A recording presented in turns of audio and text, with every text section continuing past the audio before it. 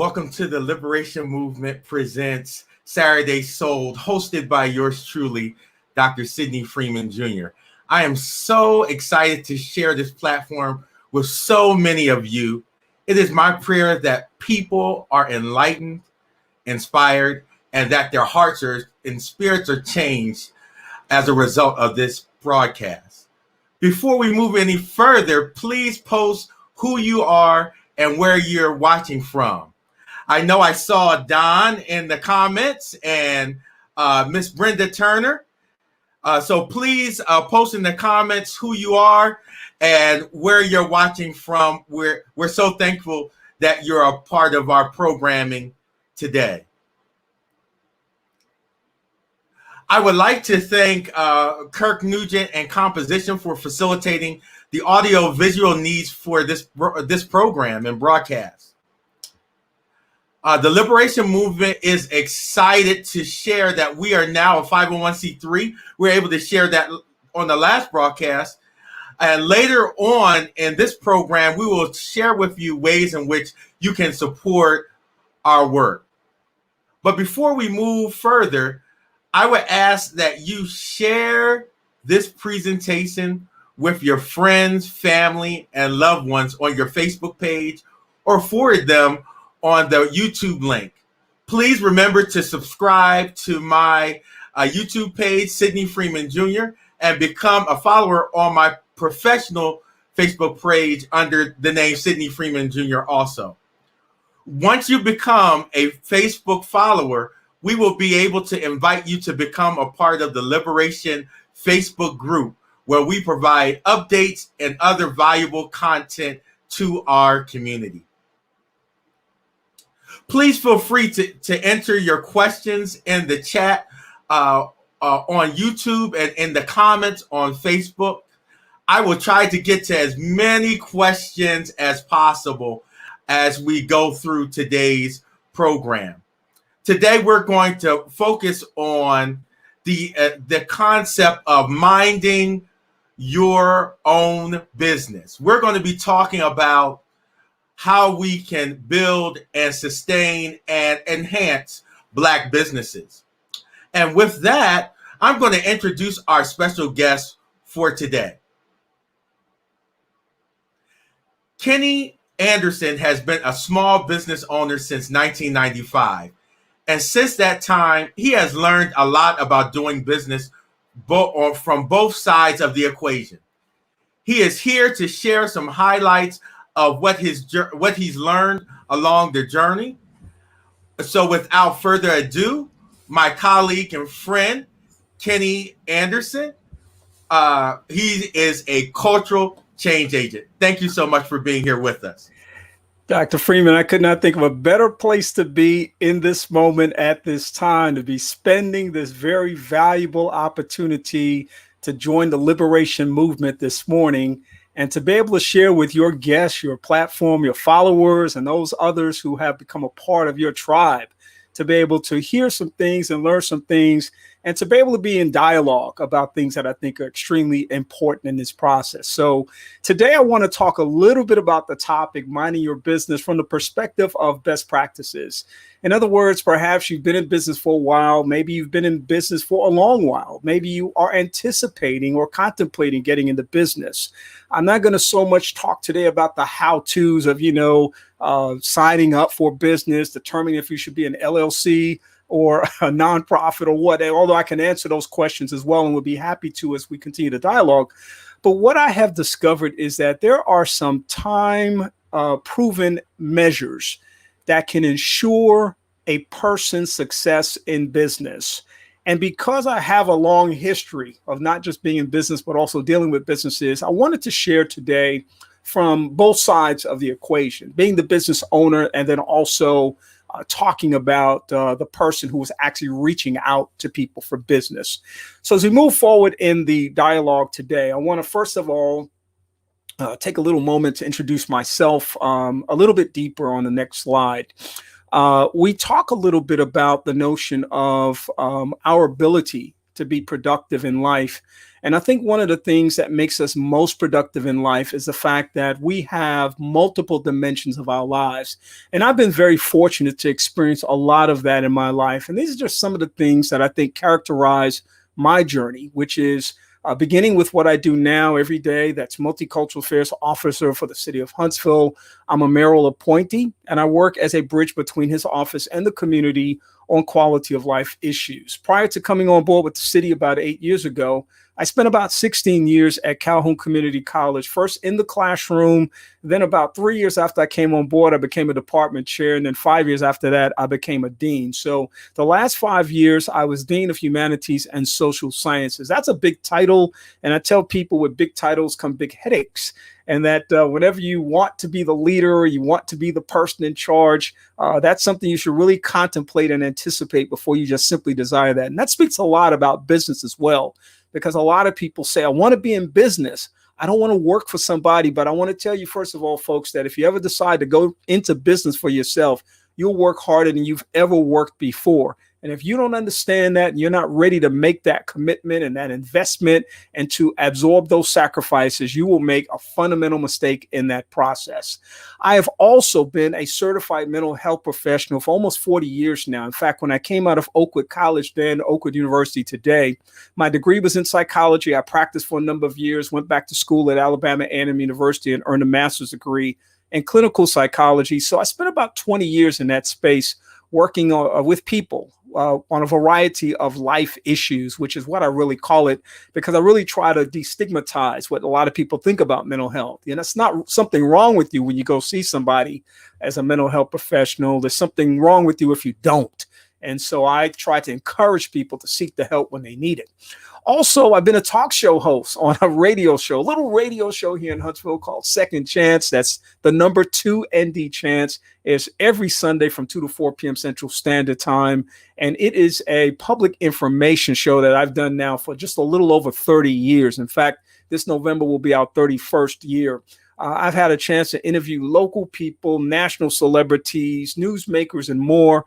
And it has just been a privilege to be able to share that platform for so many years. And as Dr. Freeman said, in 1995, I launched my first business, Maximum Life Enhancement, which was a business and management consulting business that allowed me to travel this nation and this world doing diversity training, team building training, a lot of management training, and a lot more, working at a lot of academic institutions with their freshman intern programs or freshman orientation programs and student leadership programs and much more. And then just a few years ago, I pivoted to the nonprofit arena and started working with a business called Leadership Empowerment Enterprise. Next slide, please. So Maximum Life Enhancement, as I said, was my first launch into business. And the only thing I'll say about that is that this became very real for me when I actually applied for my first business license. A lot of times we're talking about going into business and it doesn't become real for you until you do some very basic and fundamental things. And there were 3 basic and fundamental things that I did. I applied for a license, and when it arrived in the mail, I was just overjoyed to be able to see that. I got business cards made with my logo, my professionally designed logo. I stress that again. Anything that you do in business is going to be a mark upon what people see. It's going to be a representation of who you are. And it is vitally important that anytime you put something out there, it is a professional product. And I got business cards as well as a professional flyer done. Back in 1995, I want to remind you, we didn't have things like Instaprint and Vistaprint and some of the other places that you go to now and get deeply discounted prices. I got about 100 brochures made for about $1,500 at that time.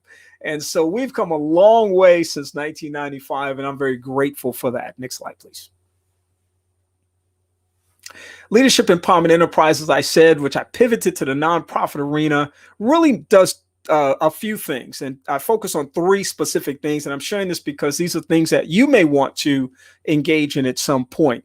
I have a bi-monthly book club discussion every 2nd and 4th Monday of the month. It's currently on Zoom because of the pandemic, and it has allowed me to expand not just the authors that we have been able to profile, but also the people who've been able to engage us. The next one is coming up this Monday, April the 26th. And of course, you can learn more about that on my social media sites, which are typically either Kenny Anderson or Kenneth Anderson.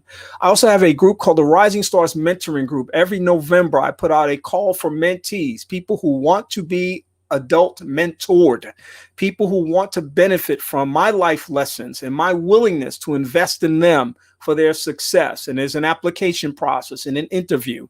Every November, I put an open call out on LinkedIn. I put an open call out on Facebook and other social media channels, and anyone can be a part of that effort.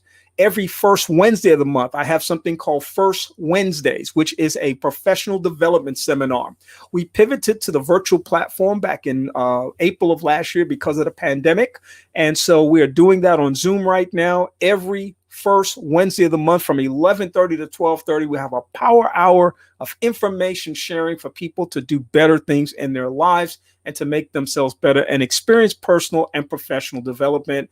And then I have 2 endowed scholarships. I'm a philanthropist of the, and I say this very proudly, of the LeBron James, Oprah Winfrey mode. And the reason I say that is because they were 2 people who inspired me to launch these 2 $25,000 endowed scholarships.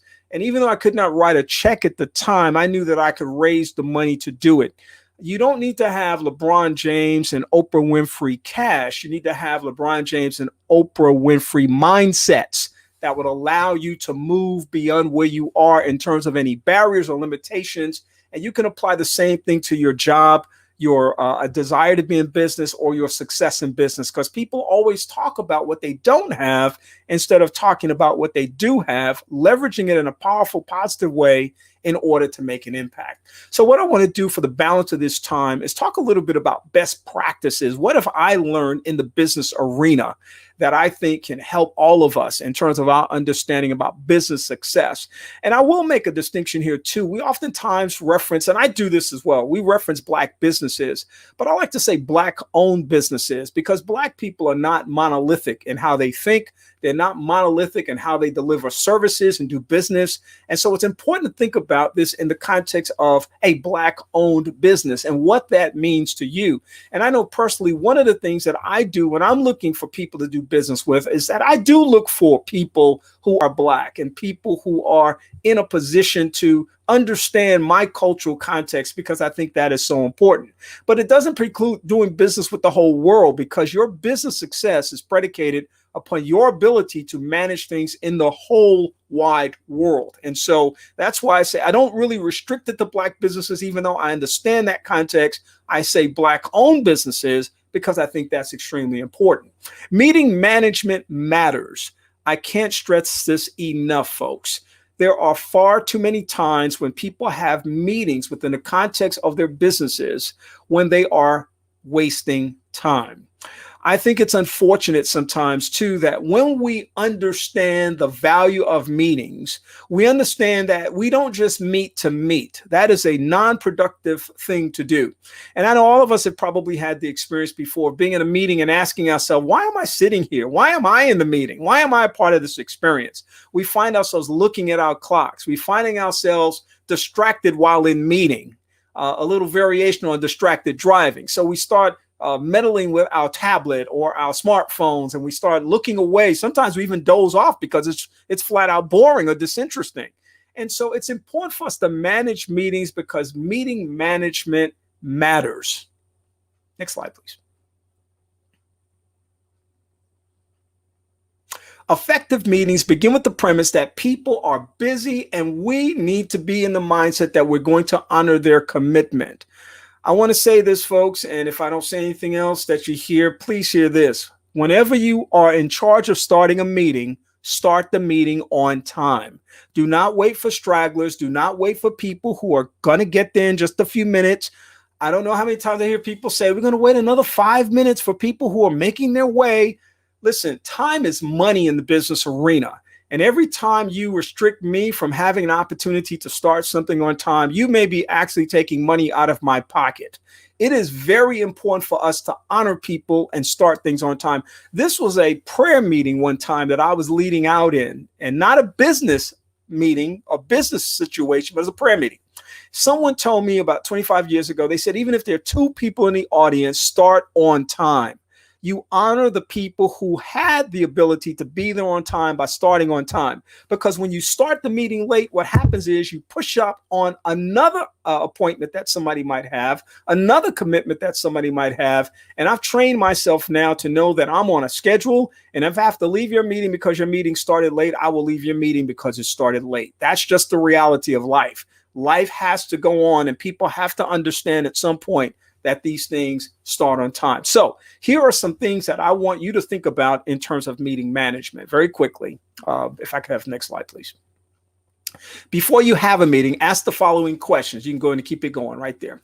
Is this meeting necessary? Just ask yourself, why are we meeting? Do we need to meet? Can I do this more effectively through a phone conversation, text message, or an email? Why are we meeting? What's the purpose of even coming together? A lot of people have monthly meetings just to have a placeholder on their calendar. If you don't need to have the meeting, if priorities shift, if there's a deadline that has to be met within that particular business space, then go ahead and make that adjustment. Let people know what's going on, but let people do the work that needs to be done rather than just meeting to meet. Ask yourself, is this the best time for the meeting? Don't schedule meetings at times where people have their busiest commitments and experiences going on as it relates to things. Is the meeting format the most efficient format? The way we come together, is it the most effective thing? We've all been coming together in the virtual platform, and I've heard a lot of people say, I'm worn out with Zoom. I'm tired of Zoom. Well, I'll say a little bit more about that in a while as it relates to why I'm not worn out by the Zoom meetings. I know it's all I do most of the time, but I'm not worn out by it because it really has a benefit. It has a value that I don't think a lot of people have really considered as long as we're in this pandemic-rich environment. It's something that we need to think about. Next. Who needs to attend the meeting? Who needs to be there? Ask yourself that question. Are the people in the room the people that need to be there? Next. How long will the meeting last is extremely important. That's how come when you have a meeting, you should always have an agenda. You should always provide that agenda at least 5 to 7 days in advance so people can understand what their role is in the meeting. They need to understand why they need to be there, what information they need to share. How many times have we gone to the meeting and a meeting within a meeting broke out? So instead of having a meeting, you begin having a work session. It was supposed to be a reporting session, but multiple hours later, perhaps you're still there trying to find your way back to the agenda. Meetings lose their direction when they don't have roadmaps. And an agenda is a meeting roadmap. And it's extremely important if you're going to be effective in business to be able to do that type of thing. Next. What IT support do you need? Extremely important. Before every meeting, there's an opportunity to come together and flesh out the audio things, the visual things. You don't want hiccups in the process when you have your meeting because everything, again, is predicated upon your efficient use of time. And that's extremely important. I can have the next one. Punctuality is not overrated. Please remember that. Being on time is a fundamental process of doing business. I have literally been in business situations where people have shown up late, and that is not a good thing. As the Dean of Humanities and Social Sciences at Calhoun Community College one time, I was chairing a search committee, and someone who wanted a job in one of the particular departments came in about 20 minutes late. Now, we accommodated this person because we had a gap after this person's experience. But you don't want to show up late when you're trying to do business with somebody because everything about what you do says something to someone. And so punctuality is not overrated. The saying that says if you're on time, you're late is absolutely true because you've got to make sure that you give yourself time to, if you're looking for a location, find that location. You don't want to run into a situation breathing heavily because you have to rush in at the last minute. You want to be composed. You want to be ready to do business with somebody, and you want to be prepared to present your best self. Next. Now, what do these two things have in common? Or what do these two people have in common? You can see that's me on the right. You see on the left, that is Mark Zuckerberg, the owner of Facebook, one of the wealthiest people in the world. Can anybody tell me what we have in common? You go and throw it in the chat if you want to just let us know what we have in common. I'll give you a hint. It's not our age. It's not our wealth or socioeconomic status. It's certainly not our education. Okay, here's what we have in common. I'll take the next. What we have in common is that we both have 24 hours in a day. You don't get 25 hours just because you're a multi-millionaire or multi-billionaire. You have 24 hours in a day. So all of us have the same opportunity to use our time in the most efficient way that we can use our time. You don't get an opportunity to change something just because you have more resources in a particular situation. You have to learn how to carve up that same 24-hour times that every single person in this world has. And I like this saying here that says, poor planning on your part does not constitute an emergency on my part, because there's so many times when people do things at the last minute and they expect you to turn your life around and to change your priorities and shift your focus because they need something done at that time. It's a poor process to engage in business. And when we are time mindful, when we are good time managers, when we manage the space in which we do business effectively, we have the greatest success. Next. You'll never get a second chance to make a good first impression. I love that statement because you won't. Everything that people see when you first present yourself becomes a part of the narrative of what they summate about you. And there's a book called The First 4 Seconds. It's Contact, The First 4 Seconds. And it talks about how within 4 seconds, people make decisions about you based on not what they know about you, but what they see you present and what they believe about what they see. Now, for right or for wrong, and I'll be perfectly honest about this, there's some cultural challenges here as far as that's concerned. And this would be another conversation in order to be able to talk about some of those dynamics. But what I'm simply suggesting is this, that what we present to people in a very little amount of time can make or break the decision about whether or not we will have a productive business relationship. Next.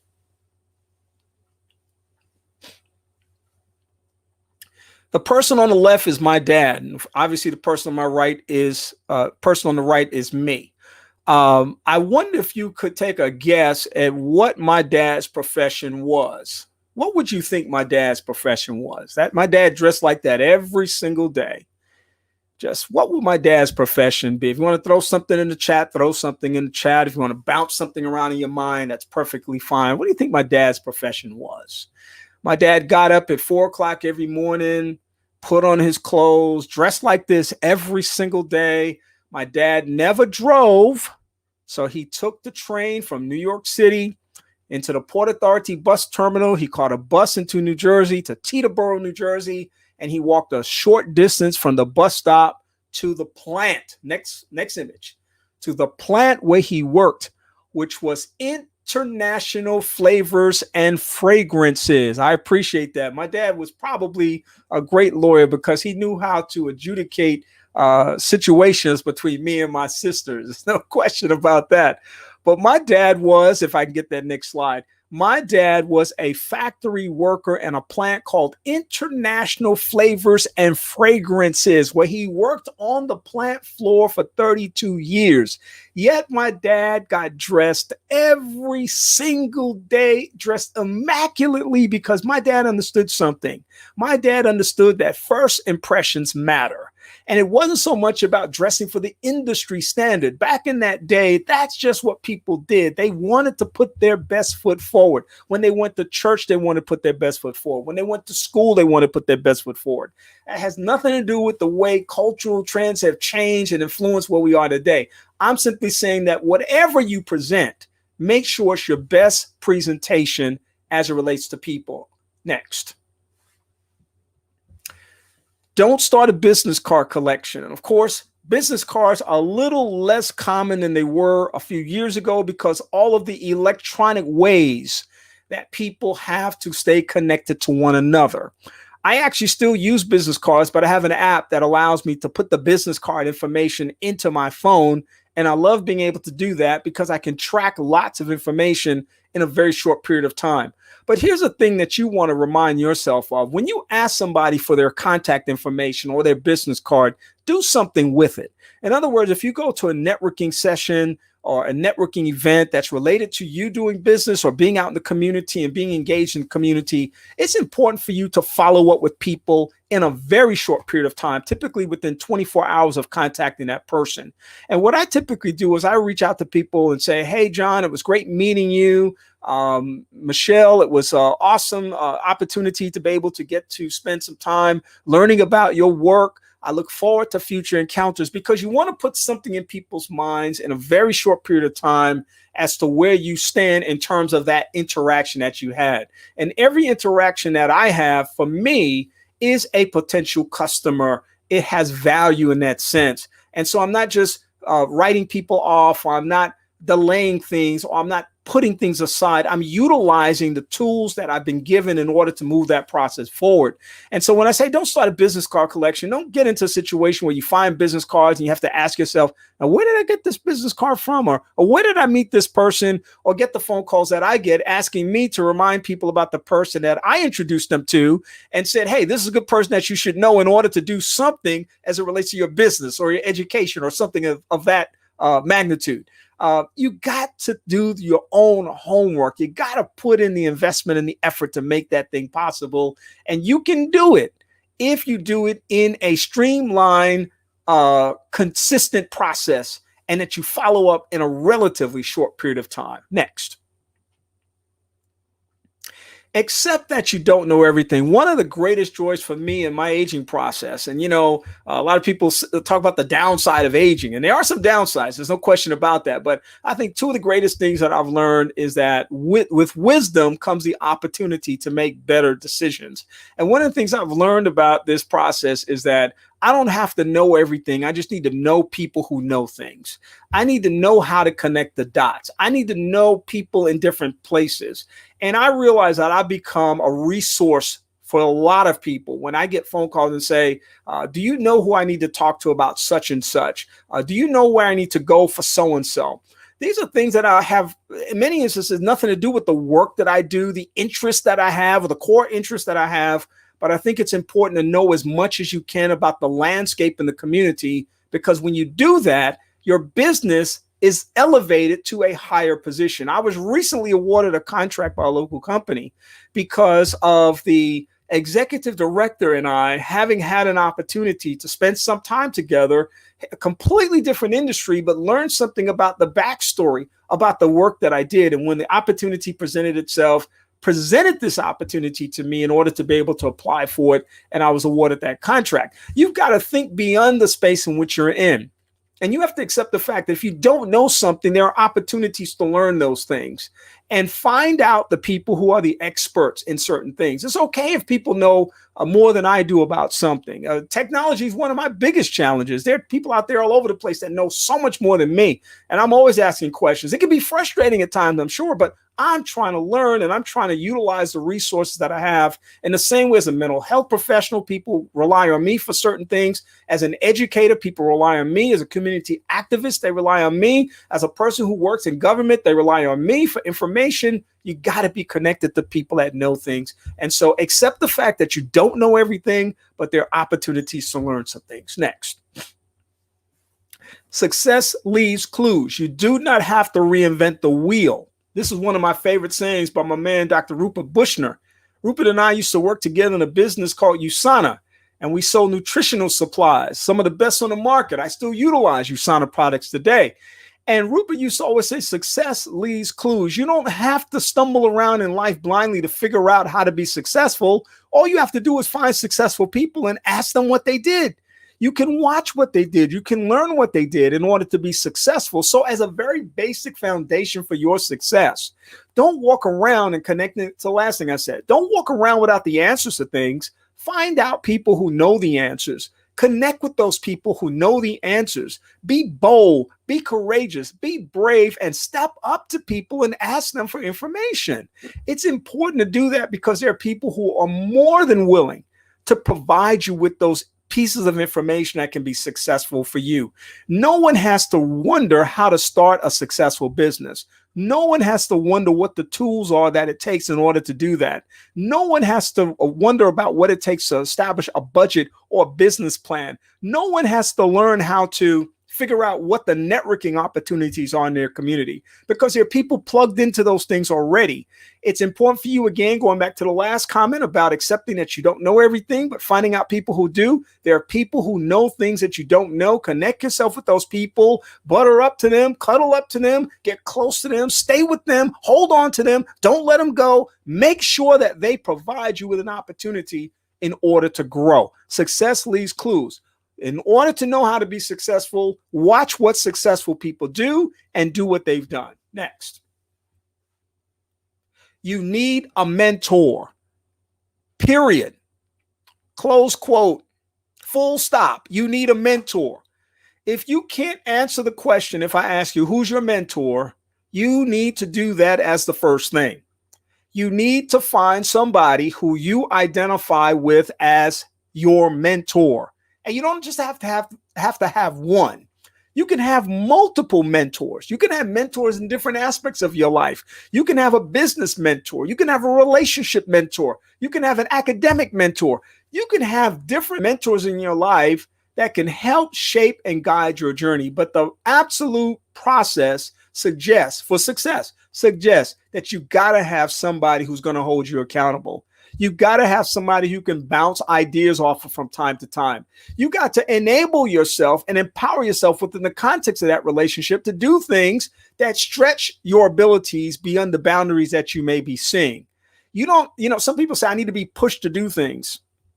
It's not about being pushed to do things. It's about identifying opportunities that exist and then connecting yourself with those opportunities. And many times that's exactly what a mentor provides. Somebody who can shape the context or perspective in which you are experiencing things and help provide guidance and direction for you. Sometimes that guidance and direction is just a word of encouragement. Sometimes that guidance and direction is a word of caution or even admonition.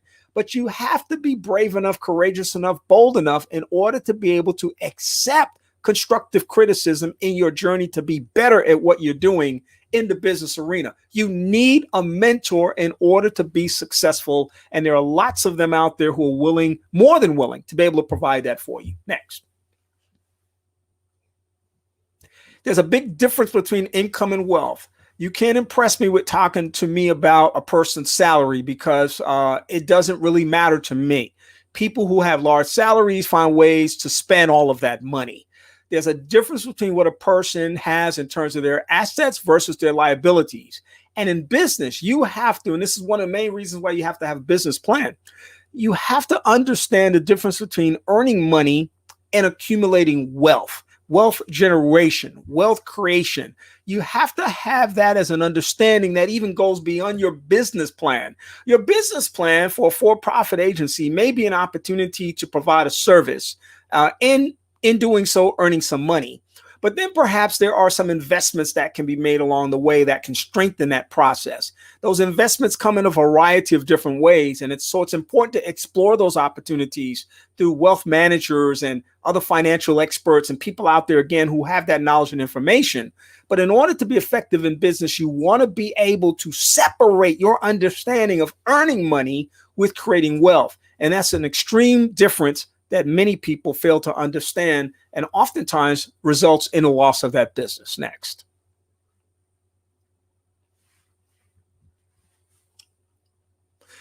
Relational success equals business success.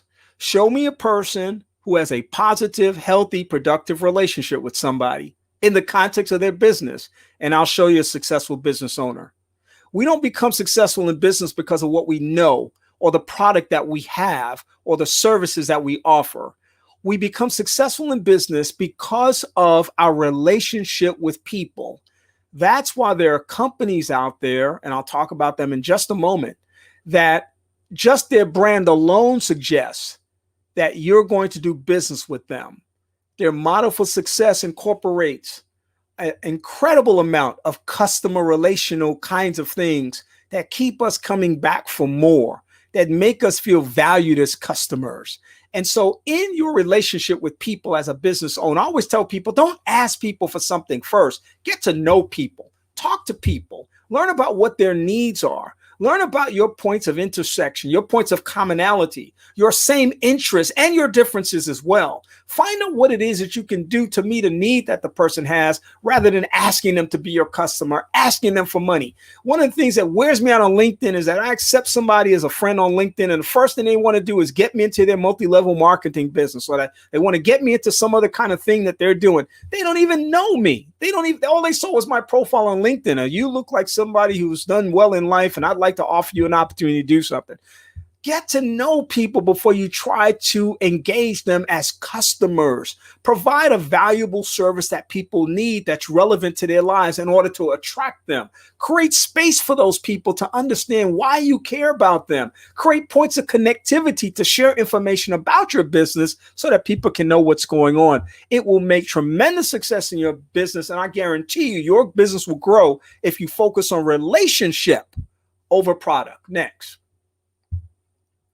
It's not just who you know, it's who knows you. I can't say enough about this. You can go into the next one right now. That is an image of a group that meets every first Friday of the month. It's called Hot Coffee. It used to be called Hot Coffee. It's now called RISE, Regional Innovative Sustaining the Ecosystem. A room full of people who have come together to network. That's it. No agenda, maybe a presentation, but an opportunity for people to talk and to share. I've been going to Rise, formerly Hot Coffee, for many years now. I've made a lot of friends, a lot of connections, a lot of business contacts through that process. The thing is, you never know who'll show up in the room. You have financial planners, there are bankers, there are educational experts, there are HR people, sometimes with jobs in hand saying we need somebody for this particular environment. There are academic specialists. There are all kinds of people in the room, entrepreneurs. Again, being around people expands your ability to be successful. If I could have the next one, please. I am absolutely amazed at how many people don't invest in getting out and about in the community. The running joke about me is, where's Kenny? Prior to COVID, I was everywhere all the time. And I'm going to rope back into what I said about Zoom earlier, why I don't really trip out over Zoom fatigue like people do. Because now I spend as much time on Zoom as I used to spend out in the community. And I do it because it connects me with people, period. I'm not talking about, I got to do another Zoom call. I'm so tired of Zoom. Every time I look, I'm on Zoom. I can't wait to get back face to face. I'm focusing on two things right now, folks, my health and my immune system. I want to make sure that COVID does not become a part of my legacy. And so I am importantly thinking about what is the value of connecting with people. Is it that I can see them face to face? Because I talk to people on Zoom doesn't mean I can't talk to them on phone or by phone. It doesn't mean that I don't have other ways of connecting with them through email conversations and other kinds of things. I get the intimacy of the one-on-one thing, and we will get back to that at some point once we get past the COVID hurdle. But in this moment, we got to make sure that we take full advantage of every opportunity to move about the community, to learn who people are, to do different things that we may not be able to do, to go to events that we may not necessarily go to. And I hear people say all the time, I'm an introvert, I don't like to get out.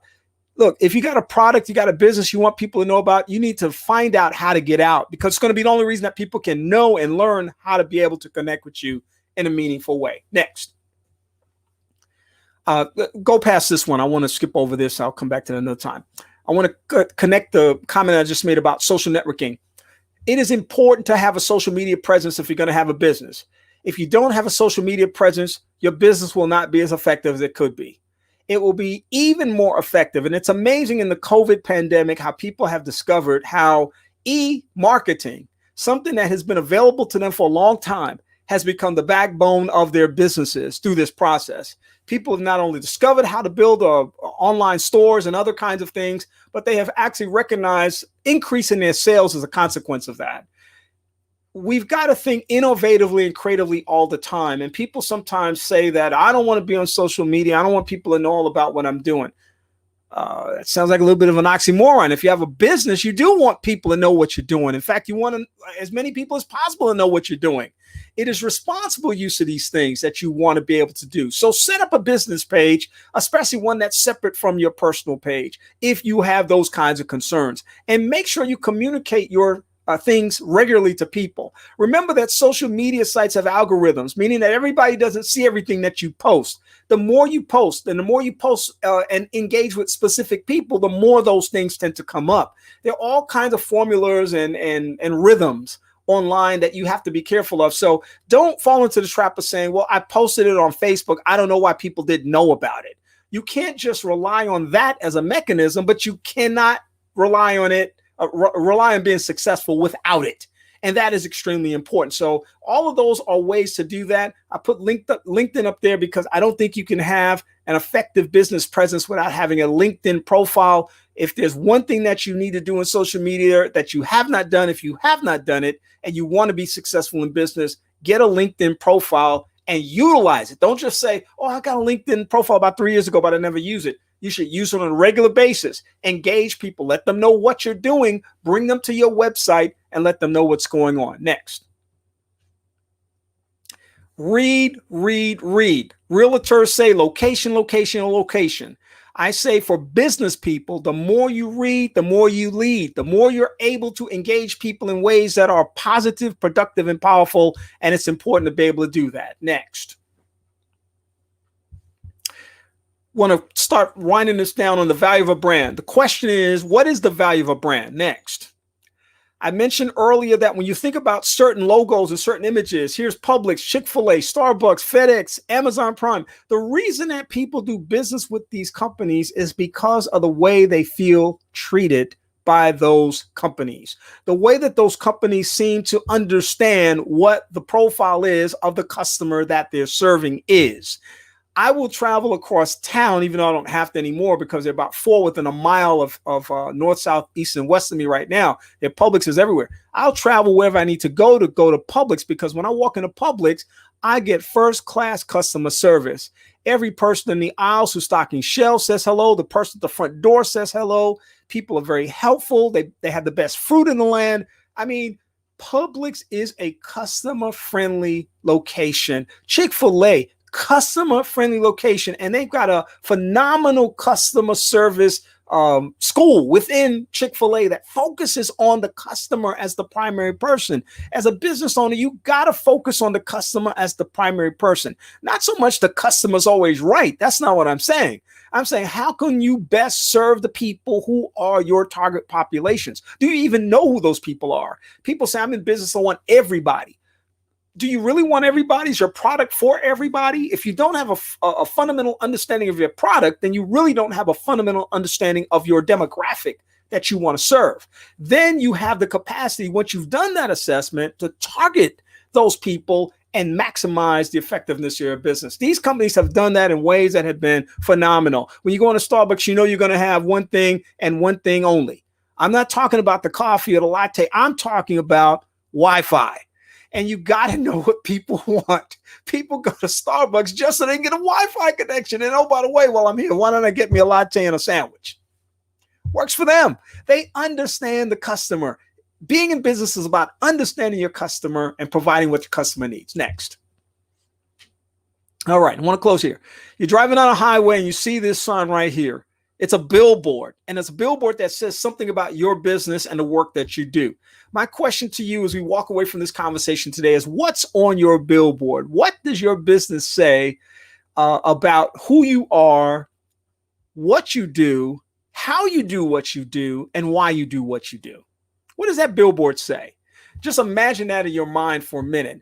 And I give this challenge to business owners all the time because I think that this is one of the best ways to reflect what a business is being in terms of its existence and what a business is doing in terms of the services that it provides.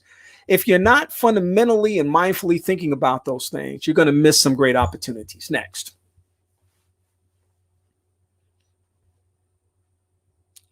All right. So as I said, I just wanted to, I have a business. So like I said, I want people to know what I'm doing. On this coming Monday night, we've got a wonderful book club discussion. It's one of our local authors, Carlisha Swan, is going to be on talking about a book that she wrote, I Have Worth. Next.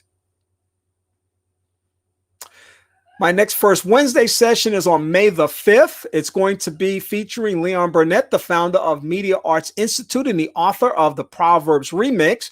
He's going to be talking about strategies for developing personal wisdom. These are all free of charge, by the way. And again, you can register on my Facebook page, my Instagram page, Leadership Empowerment Development, Kenny Anderson. On LinkedIn, I'm Kenneth Anderson. You can find this information out there. It's available to you. Next.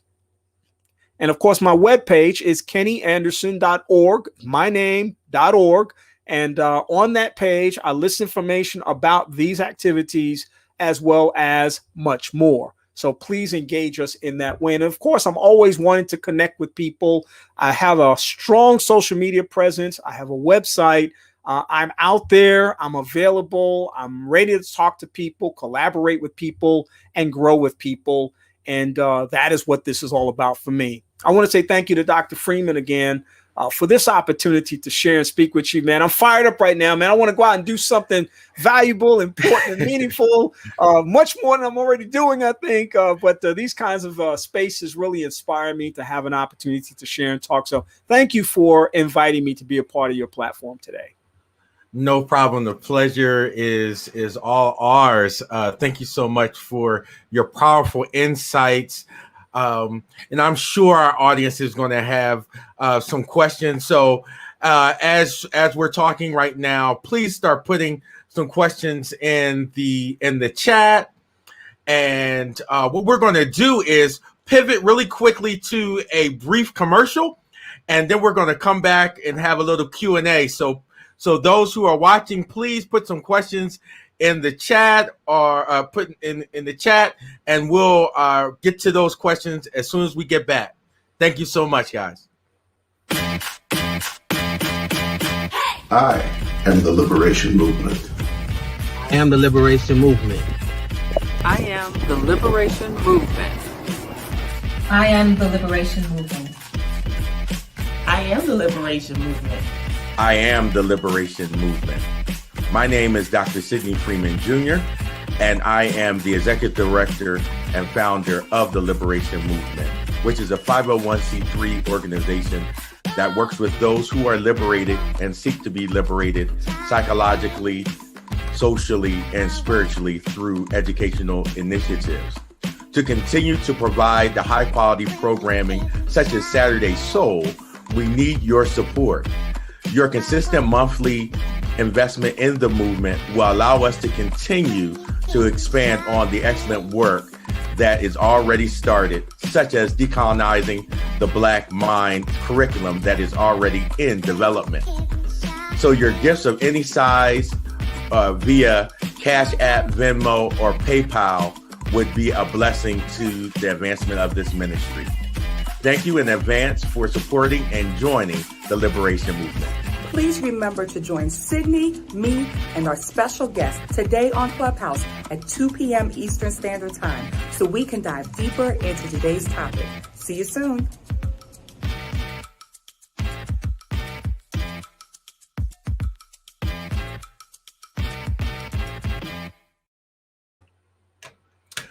All right. Thank you guys for hanging in there with us, and we're going to jump right into some questions here. So one of the things I was thinking about when you were talking, you made a distinction early on between Black businesses and Black-owned businesses. Could you kind of make that delineation for us and kind of expound on that? Yeah, so there's a huge stereotype, first of all. I think oftentimes when people think about Black businesses, in fact, I'm discouraged when I hear people sometimes say that they're not going to do business anymore with a Black business because of some way that they were treated in that particular situation. And, I immediately think about the fact that all businesses are not the same. Businesses are run by people, and that whether, whoever the person is, the race or the ethnicity of that person, the primary goal in that business is to provide the customer with excellent service, excellent quality service. And so what happens in life oftentimes is people begin making the distinction. White businesses, which people rarely say, that's what they are, though. That Black business. Oh, yeah, that's a Black business. And there's this sort of presupposition that because it's a Black business, there's going to be a lower level of service. They're going to be higher prices and other kinds of things like that. And the reality is, that in many cases, they are higher prices because they are smaller business in many cases. The backbone of the business community is on small businesses. There are far more small businesses out there than there are the large mega companies out there. And we have to understand that in order for us as a culture, that we must be able to understand the mindfulness of working within the context of those who own those Black businesses. I'm a Black business owner. You are a Black business owner. And when I present myself, I don't go out there and say, I'm a Black business owner, unless there's something in some kind of a grant. I mean, sometimes grants will ask, the race or ethnicity of a person. I understand why, because of the nature of that particular thing. And I'll include that. I'm not offended by that in any way, but we don't go out there self-identifying that way. What I try to do to people is to say, if you work with me, forget about what you see. If you work with me, you're going to get a first-class quality experience. You're going to get the best experience that you can probably get, regardless of who I am. And if you never saw me, you're still going to get the best quality of business. And so that's why I said, from a psychological perspective, I try to say a Black-owned business rather than Black businesses, because so many times Black businesses, the context of Black businesses is misrepresented. It's misinterpreted. It's disparaged because of certain kinds of things. People kind of turn their nose up. And I'm not just talking about people outside of the community. I'm talking about people within the community who do the same thing. And so they'll look past that Black business owner and they'll go ahead and they'll support another person, not recognizing by denying that Black business owner an opportunity to either provide the service, to correct the problem, or to be able to do something that would be sustainable, that we risk the greatest thing in that process of losing that Black business owner to the marketplace and ultimately to the ecosystem that exists. So thank you for sharing that. So one of the things I was thinking about as you were talking was the idea that, a lot of times people don't follow up as soon as they could. And that becomes really problematic. So I've started a couple small businesses, and you may reach out to a potential partner, a potential collaborator, or reaching out for potential business. And I'm looking to be a client. And sometimes you don't get a response within 24 hours or 48 hours. So could you talk about maybe the necessity and the importance of following up? Yeah, it ties right back into what I said about punctuality is overrated, that there has to be a timeliness of responsiveness. There's a consumer survey that's done every 3 or 4 years. I think it's called the consumer, I forget the exact name of it, but maybe the consumer rate survey or something like that. But it measures the emotional relationship that people have with businesses and the challenges that they often have. And here's one of the most interesting findings of that survey that has been consistent since it was first done in the 1970s. And it's been done every few years ever since. One of the most consistent things in that survey says that people are not upset so much as not being treated well or not being able to get access to what they wanted. People are upset because no one really responded to what they felt. No one really answered them at that emotional level. So here's why I'm often saying to people, we have to learn how to speak to people's hearts, not just their heads. See, we can talk to people oftentimes about what we know, what we think, what is. Oh, I'm sorry, sir, the expiration date ended. The deadline is over. No, I can't do this. I recently had an expiration date on my Zag cover for my iPad mini. The keyboard was acting up, and I didn't realize it had expired. I knew it was within the time frame, but it expired 3 months ago, which is not a long time for me, as the customer. Right. We didn't get into a big conversation, but do you know that the guy on the line empathized with my situation and he gave me his discount to order a brand new one? What did it cost him to do that? Absolutely nothing. And he has a satisfied customer who will buy Zag products for the rest of my life. I'll also tell people now in this space that's on social media, Zag is the truth, because it didn't cost nothing to do that. And so what I'm saying is your question is great, because the things that we look for as customers and the things that we should be thinking about as business owners is being responsive to the customer. Don't make our customers wait for a response. If there's a delay, get back with them and say, hey, there's been a delay. Just wanted to stay in touch with you, let you know that we're working on your issue. We're trying to resolve it as quickly as possible. Sometimes there will be time constraints and people will understand that. What people don't understand is the gap. They don't understand the lack of communication. I mean, why aren't you saying anything to me? Why are you disrespecting me by acting like my issue doesn't matter? You know, you belittle people when you do that in that context, and you risk the chance of losing a good customer. And again, in this social media rich environment, people go on social media and blast you in a minute. They'll talk about what they feel. They'll talk about what they don't like. They'll flash pictures and images. I mean, they'll do all kinds of things. And I don't have any issue with that, because that's rightly so. If that's what happens in their experience, they're just simply using that as a vessel of communication because you've not allowed them to have the ability to have satisfaction in that space. So we're wrapping up. We have about 3 minutes to go, but I do want to do a two-part question. One is about the importance of being a resource to people. You talked about that a little bit. I would love for you to expound on that.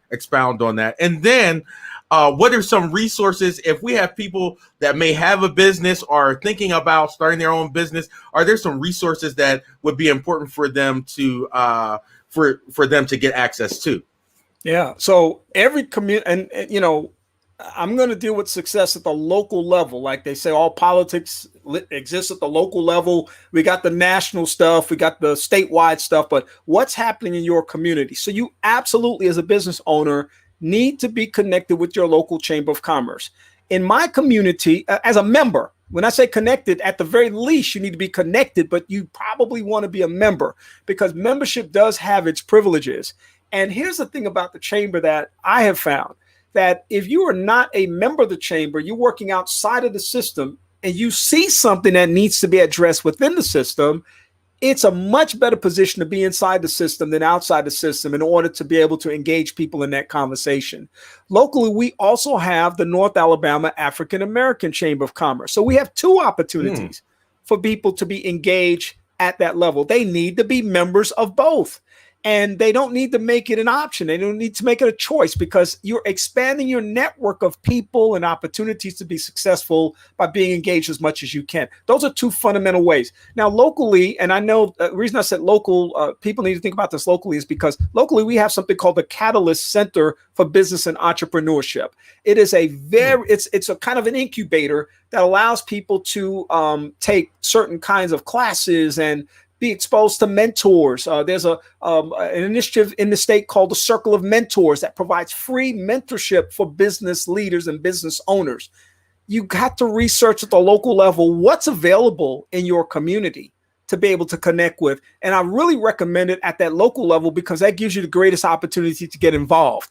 I can literally go to Catalyst events here. They're being done by Zoom now, but prior to the pandemic, I could go to Catalyst events. I can go talk to that mentor. I can do things at the local level, build those relationships that can be successful. But every community has those types of things. And in those communities that may be lacking for whatever reason, there are two options.